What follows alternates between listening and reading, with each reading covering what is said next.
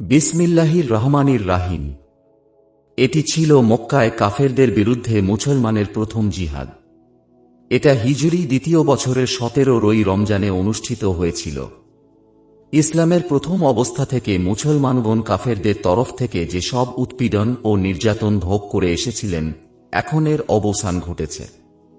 মদিনার জীবনে একমাত্র কাফেরদের বিরুদ্ধে যুদ্ধ করার জন্য অস্ত্র শস্ত্র ও সাজ সরঞ্জামাদি সংগ্রহ করার ভিন্ন তাঁদের মনে আর কোনো অস্থিরতা ছিল না। এ উদ্দীপনায় মাত্র 313 জন মুজাহিদ সহস্রাধিক কাফেরের গতিমুখ ফিরিয়ে দিতে সক্ষম হয়েছিলেন। রাসূলুল্লাহ সাল্লাল্লাহু আলাইহি ওয়াসাল্লাম মুজাহিদগণকে সাথে নিয়ে 17 রমজানে বদরের ময়দানে পৌঁছান। হযরত আবু বকর সিদ্দিক রাদিয়াল্লাহু তাআলা আনহু পশমি চাদর দ্বারা রাসূল সাল্লাল্লাহু আলাইহি ওয়াসাল্লাম এর জন্য একটি তাঁবু নির্মাণ করেন এবং হযরত সাদ ইবনে মুআজের পরামর্শে তা পাহাড়ের কাছাকাছি খাটিয়ে দেয়া হয়।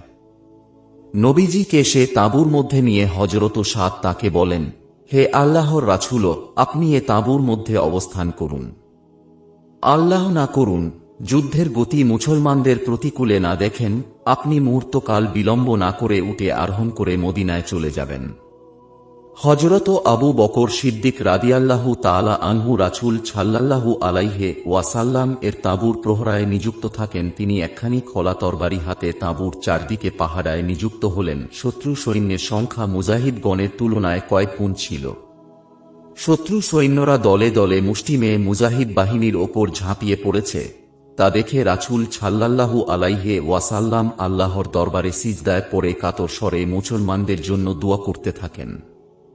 হে আল্লাহ, কুরাইশদের এ বিরাট বাহিনী যানবাহনে ও অস্ত্রশস্ত্রে সুসজ্জিত হয়ে আপনার নবীকে মিথ্যা প্রতিপন্ন করার জন্য এসেছে। হে আল্লাহ, এ যুদ্ধে আপনি আমাকে যে সাহায্য প্রদানের প্রতিশ্রুতি দিয়েছিলেন তা দান করুন। হে আল্লাহ, মুসলিম মুজাহিদগণের এ ক্ষুদ্র বাহিনী যদি আজ এখানে ধ্বংস হয়, তাহলে দুনিয়ার বুকে আর আপনার ইবাদত করার মতো লোক থাকবে না। রাসূল সাল্লাল্লাহু আলাইহি ওয়াসাল্লাম অত্যন্ত অস্থিরতার সাথে এরূপ আবেদন করেছিলেন। হযরত আবু বকর সিদ্দিক রাদিয়াল্লাহু তাআলা আনহু তাঁর অন্তরঙ্গ বন্ধুর এ অস্থিরতা সহ্য করতে পারছিলেন না। এমন সময় তিনি গায়েব থেকে একটি গুরুগম্ভীর শব্দ শুনে বুঝতে পেরেছিলেন যে রাসূলের দোয়া কবুল হয়েছে। তিনি রাসূলের তাঁবুর ভেতরে প্রবেশ করে তাঁর চাদর মুবারকের কোনা ধরে বলেন, হে আল্লাহর রাসূল, আপনার এতটুকু দুয়াই যথেষ্ট। তাঁর অনুর্ধ্বে রাসূল সাল্লাল্লাহু আলাইহি ওয়াসাল্লাম সিজদা থেকে মাথা ওঠালেন। তখনই দেখেন হযরত জিবরাইল আলাইহিস সালাম ওহী নিয়ে রাসূলের সামনে উপস্থিত। কাফেরের দল শীঘ্রই পরাজিত হয়ে পলায়ন করবে। হযরত শাহ ওলিউল্লাহ মুহাদ্দিসে দেহলভী রহমতুল্লাহ লিখেছেন, হযরত আবু বকর রাদিয়াল্লাহু তাআলা আনহু এর অন্তরে আল্লাহর পক্ষ থেকে ইলহাম হয়েছিল যে রাসূলুল্লাহ সাল্লাল্লাহু আলাইহি ওয়াসাল্লাম এর দোয়া কবুল হয়েছে। এরূপে ওহী আসার পূর্বে অনেকবারই কোনো সাহাবায়ে কিরামের অন্তরে ওহীর বিষয়বস্তু ইলহাম হয়েছিল। এটা সে সবেরই অন্যতম। এরপর রাসূল সাল্লাল্লাহু আলাইহি ওয়াসাল্লাম তাঁবু থেকে বাইরে তশরিফ এনে সেনাবাহিনীর দক্ষিণ বাহু, যাতে হযরত মিকাইল আলাইহিস সালামও ছিলেন, হযরত আবু বকর সিদ্দিক রাদিয়াল্লাহু তাআলা আনহুর হাতে এর পরিচালনার ভার সুপর্দ করেন। আর বাম বাহু, যাতে হযরত ইসরাফিল আলাইহিস সালাম ছিলেন, হযরত আলী রাদিয়াল্লাহু তাআলা আনহুকে এর পরিচালক নিযুক্ত করেন। হযরত আলী রাদিয়াল্লাহু তাআলা আনহু থেকে বর্ণিত আছে, তিনি বলেন, বদর যুদ্ধে আমি কূপ থেকে পানি ওঠানোর সময় হঠাৎ দেখি এক ভীষণ ধূলিঝড় শুরু হয়েছে। এমন ধূলিঝড় আমি আর কখনো দেখিনি। কিছু দূর যেতেই তা থেমে যায়, এরপরেই আবার এক ধূলিঝড় শুরু হয়ে পূর্বের মতো কিছু দূর এসে থেমে যায়। এ ধূলিঝড়ও পূর্বের মতোই, কিন্তু পূর্ব থেকে কিছুটা লঘু ছিল। প্রথম ধূলিঝড়ের অন্তরালে হযরত মিকাইল আলাইহিস সালাম 1000 ফেরেশতা সহ বাম বাহুতে যোগদান করেন। এতে আমিও ছিলাম। অনুরূপভাবে হযরত ইসরাফিল আলাইহিস সালাম 1000 ফেরেশতা সহ ধূলি উড়িয়ে এসে মুজাহিদ বাহিনীর সাথে যোগদান করেন। আল্লাহ সর্বজ্ঞ জ্ঞাত। হযরত আলী রাদিয়াল্লাহু তাআলা আনহু আরও বলেন, আল্লাহর ফেরেশতা গণের সাহায্য যখন শত্রুদলকে পর্যুদস্ত করেন, তখন রাসূল সাল্লাল্লাহু আলাইহি ওয়াসাল্লাম আমাকে তাঁর অশ্বের পিছনে বসিয়ে প্রবল বেগে চালনা করেন। বেগ সামলাতে না পেরে অশ্ব পৃষ্ঠ থেকে আমার পড়ে যাবার উপক্রম হয়, কিন্তু আল্লাহ আমাকে পতন থেকে রক্ষা করেন। আমি পুনরায় সোজা হয়ে বসে পরাজয়কৃত শত্রুদের প্রতি অস্ত্র চালাতে থাকি। এতে বহু শত্রুরক্তাক্ত দেহে ভুলুণ্ঠিত হয়।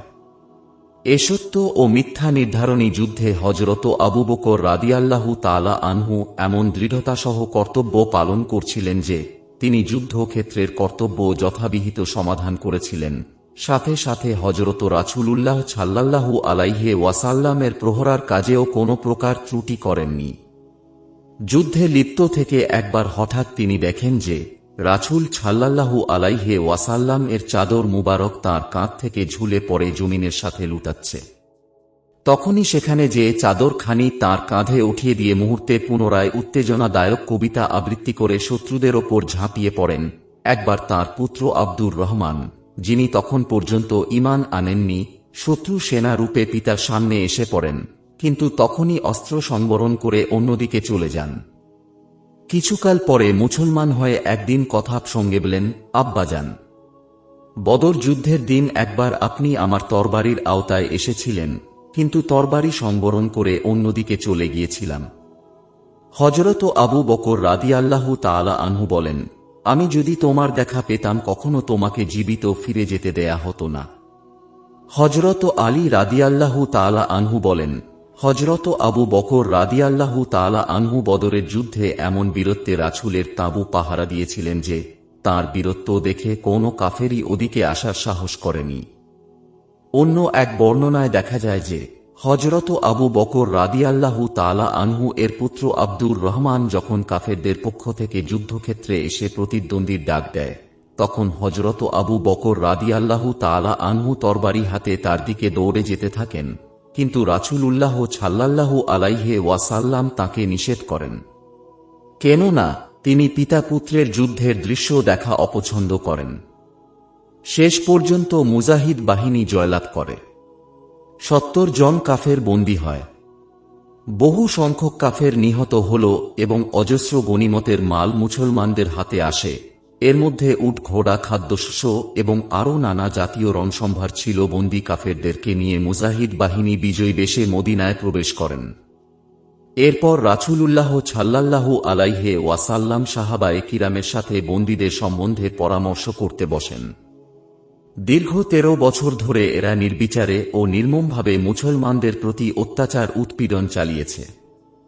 এদেরই অত্যাচারে মুসলমানদের জীবন দুর্বিষহ হলে তাঁরা জন্মভূমির মায়া ত্যাগ করে মদিনায় হিজরত করতে বাধ্য হয়েছিলেন। আজ বন্দী কাফেররা দিব্যদৃষ্টিতে দেখছে তাদের কৃত সে ১৩ বছরের অত্যাচার ও উৎপীড়নের প্রতিশোধ তাদেরকে অবশ্যই ভোগ করতে হবে। অতএব তারা হযরত আবু বকর রাদিয়াল্লাহু তাআলা আনহুকে সম্বোধন করে বলে, হে আবু বকর, আমরা তোমাকে বাল্যকাল থেকে একজন সুবিবেচক ও শান্তিপ্রিয় লোক বলে জানি। তুমি অবশ্যই জানো যে আমরা আজ ঘটনাক্রমে তোমাদের হাতে বন্দী হয়ে পড়েছি। সকলেই তোমাদের আত্মীয় স্বজন ও বন্ধু বান্ধব।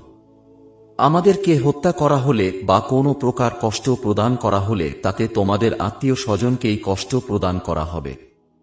আমরা আজ তোমাকে আত্মীয়তা ও বন্ধুত্বের দুহাই দিয়ে অনুরোধ করছি যে তুমি মুহাম্মাদের কাছে সুপারিশ করে আমাদের জীবন রক্ষার ব্যবস্থা করে দাও বা আমাদের কাছ থেকে মুক্তিপণ গ্রহণ করে আমাদেরকে মুক্ত করে দাও।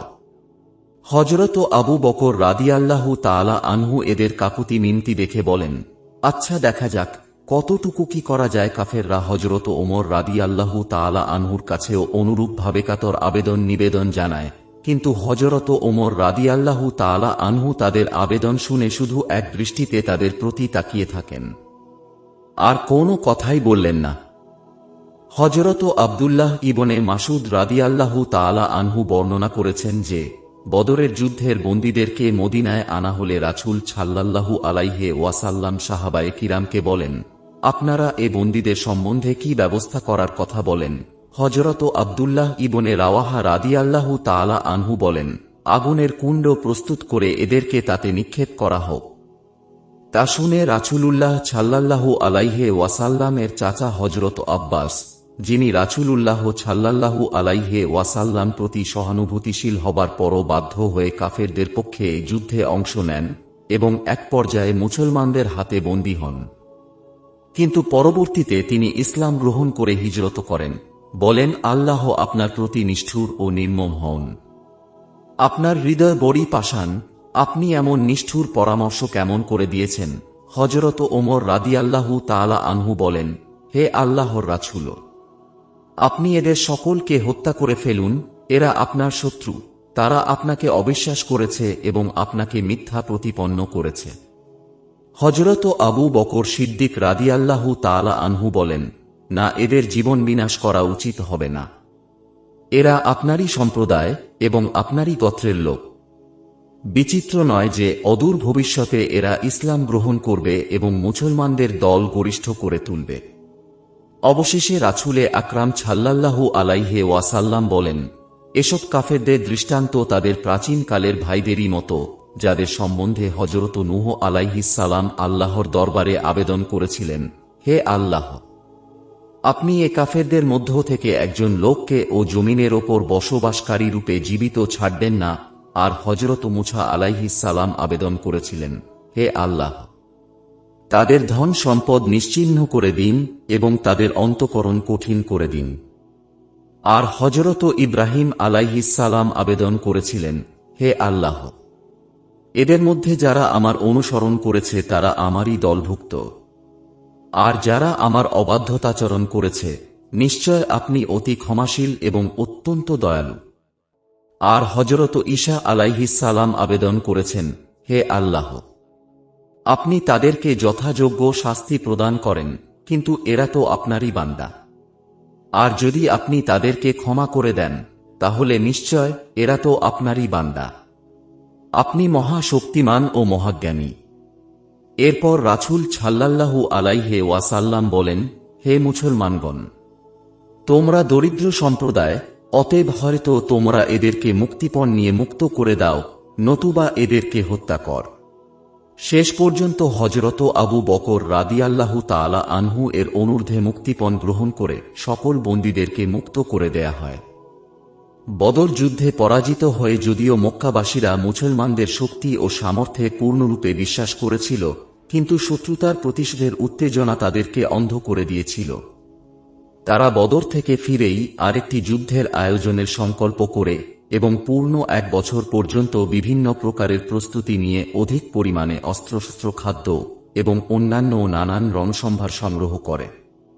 বদরের যুদ্ধে পূর্ণ এক বছর পর তৃতীয় হিজরির শাওয়ালে তারা মদিনা আক্রমণের জন্য যাত্রা করে। তাদের সেনাবাহিনীতে ৩ সহস্রাধিক যোদ্ধা অংশগ্রহণ করে, এর মধ্যে বহু শায়ের, কবি এবং ১৪ জন মহিলাও ছিল। উত্তেজনামূলক কবিতা ও রণসঙ্গীত গেয়ে সৈন্যদের অন্তরে প্রেরণা সৃষ্টি করে এবং তিরস্কারে পলায়নপর যোদ্ধাদেরকে ময়দানমুখী করাই ছিল তাদের কাজ।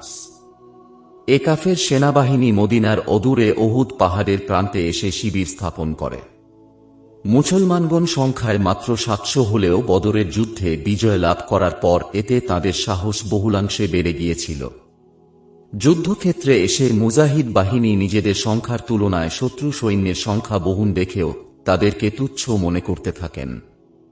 রাসূল সাল্লাল্লাহু আলাইহি ওয়াসাল্লাম এদিন নিজ হাতে সৈন্যদের ব্যূহ রচনা করেন। এ যুদ্ধেও হযরত আবু বকর রাদিয়াল্লাহু তাআলা আনহু প্রথম থেকে শেষ পর্যন্ত রাসূল সাল্লাল্লাহু আলাইহি ওয়াসাল্লামের দেহরক্ষী ও সহচর রূপে নিয়োজিত ছিলেন। এ যুদ্ধে মুজাহিদ বাহিনী এমন বিক্রমে যুদ্ধে অবতরণ করেন যে প্রথম আক্রমণেই শত্রু বাহিনী তাল সামলাতে অক্ষম হয়ে ছত্রভঙ্গ হয়ে পলায়ন করতে থাকে। তারা সাহস হারিয়ে ফেলে।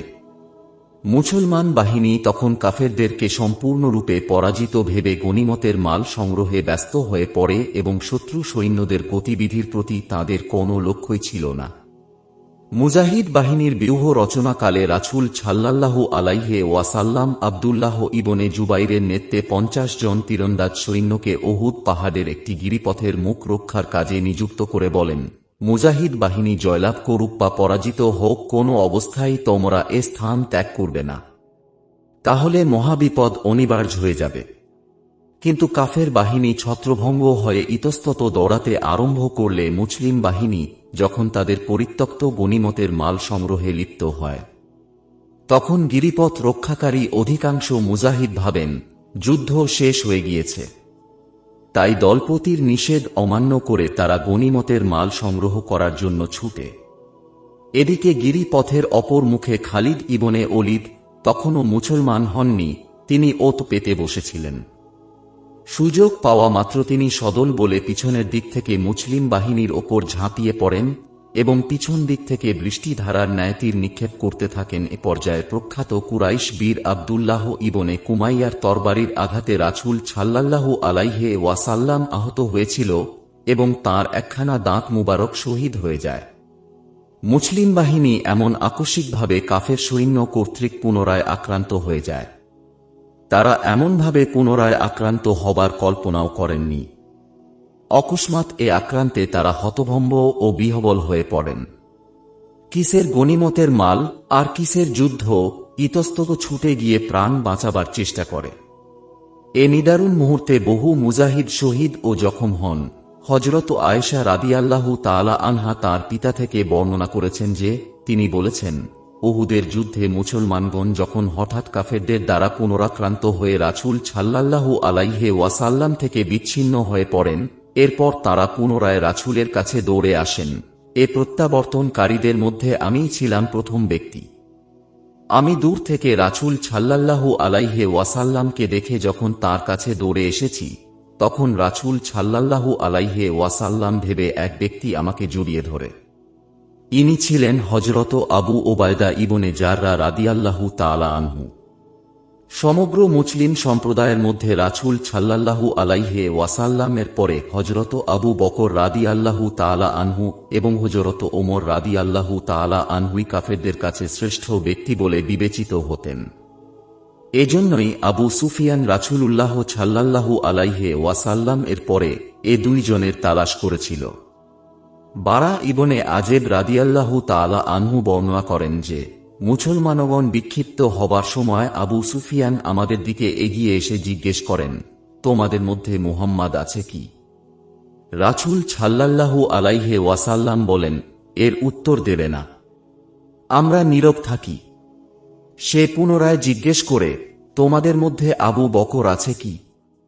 রাসূলের নির্দেশে এবারেও আমরা নীরব থাকি। সে আবার জিজ্ঞেস করে, তোমাদের মধ্যে খাত্তাবের পুত্র ওমর আছে কি?